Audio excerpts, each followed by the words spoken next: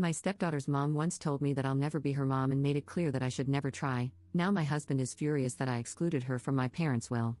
Posted by you/conscious_tension 491. I, 35F, have 2 kids, 17M and 17F, and one stepdaughter, 18F, whom I met when she was 11.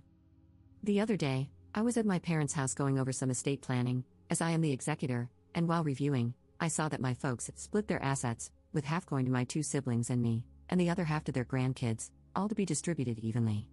My stepdaughter was included. When I asked them about this, they said they wanted to be fair. Their estate isn't super large, but the sum would be substantial, think something like a new car. I told my parents that, while generous of them, I didn't think it was necessary and that it would be better to split the assets between their 5 grandkids. When we got home, my husband said he overheard what I said, and that I was being a jerk for alienating his daughter. I told him my reasoning was that she is the only child/grandchild/niece on both her parents' sides and that she would be set.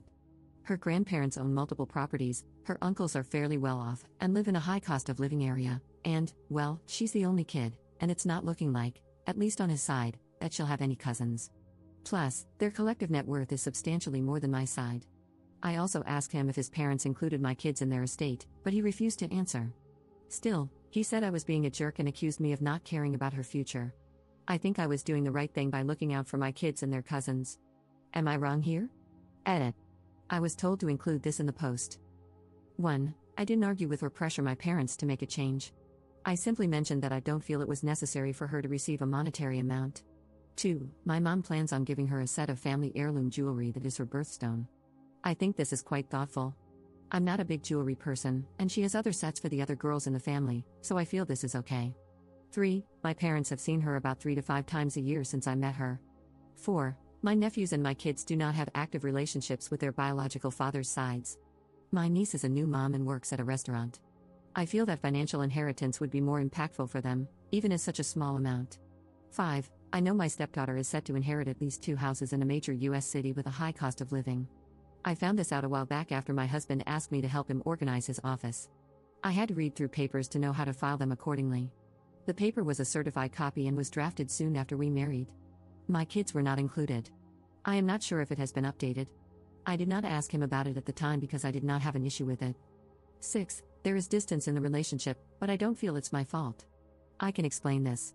When I met her mom for the first time, she made it very clear that I wasn't her mom. I didn't see this as an issue because I didn't want to overstep, and as a mom myself, I could understand where she was coming from and respected her request.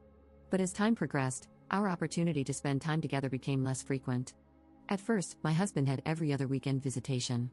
It became less frequent as she became a teenager because she wanted to spend time with friends, hang out, etc., which I see as normal teenage behavior.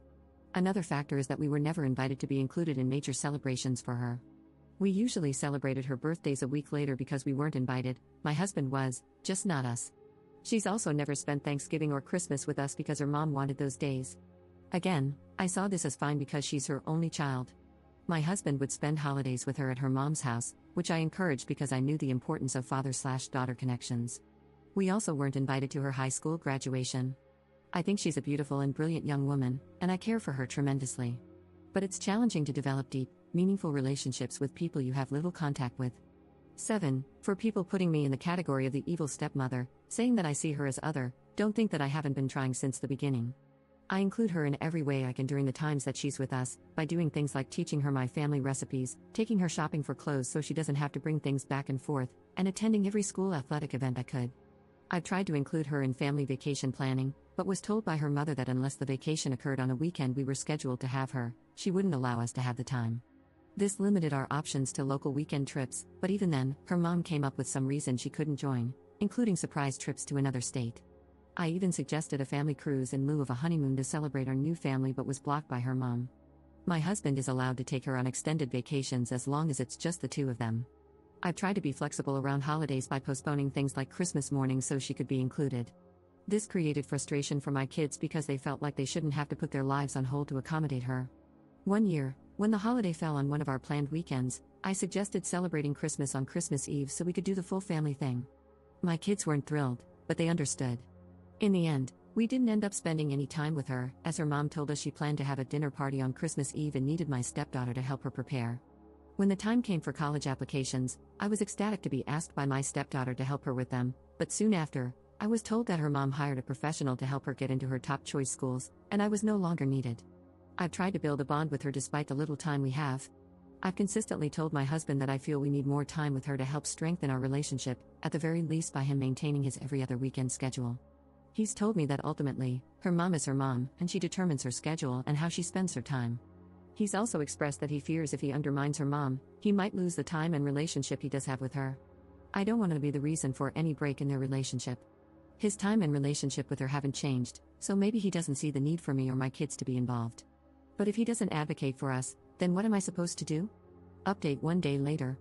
I haven't had the opportunity to discuss all of this with my husband, as I was waiting to speak with my therapist to get advice on the best way to approach the conversation. However, I did receive a phone call this morning from my father-in-law, whom I see as an absolute angel of a man. Apparently, my husband told his mom about our argument, and my mother-in-law went off, which is how my father-in-law found out about it. He asked me for my side of the story, and I very emotionally told him everything as I listed in the original post. I told him it was not my intention to alienate my stepdaughter in any way, and that this whole thing has created a nightmare. After a deep breath and a slight pause, my father-in-law said that I did the right thing. A few years ago, he suffered a series of strokes, which prompted him to reevaluate the estate to ensure everything was in order. He is quite old, close to 90, and has a lot of underlying health issues. He and my mother-in-law share all of their assets, and she is also his power of attorney in case anything happens.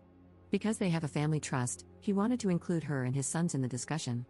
He told me that he brought up the idea of including my children in the family trust.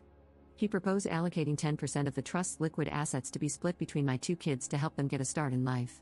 He then said that my mother-in-law pushed back very hard, arguing that because my children were not biologically related to the family, they should not be considered. When he asked my husband for his thoughts, my father-in-law said my husband's response was that it was best to keep it in the family, but that he would consider including us in his portion upon his passing if he and I were still together. My father-in-law said this was surprising because, at that point, we were still basically newlyweds, and he didn't expect a new husband to think that way. My mother-in-law's response to that was unhappy, again stating that we weren't blood and that this was a family issue. Due to the stress caused by the situation and because of the recent strokes, my father-in-law didn't want to press the matter further. My father-in-law said that afterward, he pulled my husband aside to find out more about what he meant and to be assured that my kids would be included. He was basically told by my husband that he would do what was best for his family, and the conversation was dropped. Now, my father-in-law said he didn't push further at that point because he was getting tired from the conversation. But in light of what's happening and how my mother-in-law and husband are responding behind closed doors, he felt it was necessary to let me know. He said that my stepdaughter is set to be more than okay when the time comes and that my husband had asked to tap into funds to pay for her college so she wouldn't need to take out any loans, which he agreed to. He said he asked my husband if he would do the same for my kids, and my husband's response was that he would address it when the time came, as my kids did not yet know what would happen regarding college admissions. My father-in-law then asked if my husband and I had discussed this. I told him that, in conversations with my husband about my kids' education, the plan was for them to take out loans, finish college, and then we would help pay off half of the loans together once they graduated. My husband has never suggested that anything for my kids' college would be paid for through his family trust. My father-in-law was very apologetic, saying he should have pushed further as he loves us greatly and feels like he didn't do enough. I told him it was not his fault and that he shouldn't feel responsible for any of this, and that I didn't want him to feel obligated to make any changes or bring it up with my mother-in-law or husband because I knew it would create additional stress for him, and I wanted him to take care of his peace. He said that, although his desire would be to make changes, since he and his wife have a joint estate and she is his power of attorney, he felt it would be more trouble than it's worth. He is blind and has many mobility issues, so he depends on her for everything. He also mentioned that, based on what he's heard from his side, if he did update his will, they would likely contest it, which would create a financial burden for me, and he didn't want to cause a negative situation. I reassured him once again that it was okay and that we would be fine in life. I told him he wasn't responsible for anything that happened, and my intention wasn't to be added to the trust, but rather to make a point to my husband, which he said he understood and agreed with. He apologized again, we expressed how much we love each other, and he ended the call by saying he considered me a person of integrity, which is a rare gem. Now that I have this information, I feel like this whole situation has brought to light many things I hadn't considered about my marriage. Writing everything out, especially regarding how my husband navigates his relationship with his daughter and ex-wife, really put things into perspective. It makes me feel like we were never a priority for him. I'm not sure where to go from here. I plan to bring all of this up with my therapist and talk it through to figure out what I should do. But I no longer feel like the bad person for advocating for my biological family, especially since my husband and his side, excluding my father-in-law, have been advocating for theirs.